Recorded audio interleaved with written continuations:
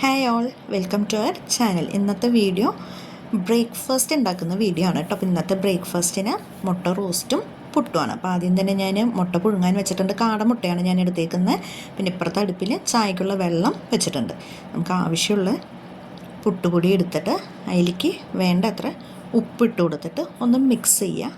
Mix ചെയ്തതിന് ശേഷം കുറേശ്ശെ വെള്ളം തെളിച്ച് പുട്ടുപൊടി ഒന്ന് നനച്ചെടുത്ത് മാറ്റി വയ്ക്കാം.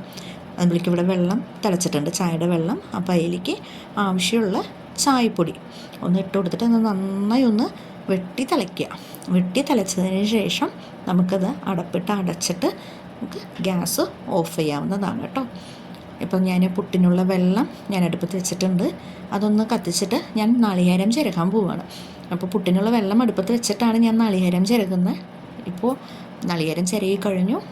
പുട്ടുപൊടിയും നാളികേരം ഒക്കെ റെഡിയാണ്. അപ്പോൾ നമുക്കത് പുട്ടും കുറ്റിയിൽ നിറച്ചിട്ട് നമുക്കതൊന്ന് ആവി കയറ്റാനായിട്ട് വയ്ക്കാം, അടച്ച് വയ്ക്കാം കേട്ടോ.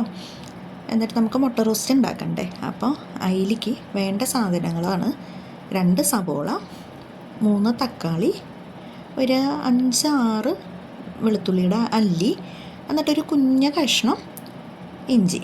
അപ്പോൾ നമുക്ക് വെളുത്തുള്ളിയും ഇഞ്ചിയും കുഞ്ഞതായിട്ട് നമുക്ക് അരിഞ്ഞെടുക്കാം.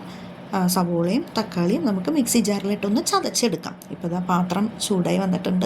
അപ്പോൾ അതിലേക്ക് ആവശ്യത്തിനുള്ള എണ്ണ ഒഴിച്ചു. പിന്നെ സ്പൈസസ് ആയ ഒരു കഷ്ണം പട്ട, ഗ്രാമ്പു, ഏലക്കായ, ഇത് 3 ഇട്ടൊന്ന് മിക്സ് ചെയ്ത് കൊടുക്കാം. ഇതൊന്ന് ചെറുതായിട്ട് നിറമാറി വരുമ്പോൾ നമുക്ക് അരിഞ്ഞ് വെച്ചിട്ടുള്ള ഇഞ്ചിയും വെളുത്തുള്ളിയും ഇട്ടൊന്ന് ഇളക്കി കൊടുക്കാം. ഇത് ഒരുപാട് അങ്ങോട്ട് കളർ മാറേണ്ട ആവശ്യമില്ല. ചെറുതായിട്ട് കളർ മാറി വരുമ്പോൾ അതിലേക്ക് ചതച്ച് വെച്ചിട്ടുള്ള സവോളയും കരിവേപ്പിലയും ഇട്ട് കൊടുത്ത് ഒന്ന് നന്നായി മിക്സ് ചെയ്യാം. ഇത് മിക്സ് ചെയ്ത് ഒന്ന് ചെറുതായിട്ട് ഒരു കളർ മാറി വരുമ്പോൾ അതിലേക്ക് ആവശ്യമുള്ള പൊടികളായ മുളക് പൊടിയും മല്ലിപ്പൊടി, മഞ്ഞൾപ്പൊടി, ഇത് 3 കൂടി ഇട്ടിട്ട് ഒന്ന് നന്നായി അതിൻ്റെ പച്ചമണം മാറുന്നത് വരെ ഒന്ന് മിക്സ് ചെയ്ത് കൊടുക്കാം. പച്ചമണം നന്നായി മാറണം കേട്ടോ. ഇപ്പോൾ അതിൻ്റെ പച്ചമണമൊക്കെ മാറി വന്നിട്ടുണ്ട്. ഇപ്പോൾ ചതച്ച് വെച്ചിട്ടുള്ള തക്കാളിയും കൂടി ഇട്ടിട്ടൊന്ന് മിക്സ് ചെയ്തിട്ട് ഇതിൻ്റെയും പച്ചമണം ഒന്ന് മാറുന്നത് വരെ നമുക്കൊന്ന് ഇളക്കി കൊടുക്കാം. പച്ചമണം നന്നായി മാറണം കേട്ടോ. അപ്പോൾ അതിൻ്റെ പച്ചമണമൊക്കെ മാറി എണ്ണയൊക്കെ നന്നായി തെളിഞ്ഞ് വന്നിട്ടുണ്ട്.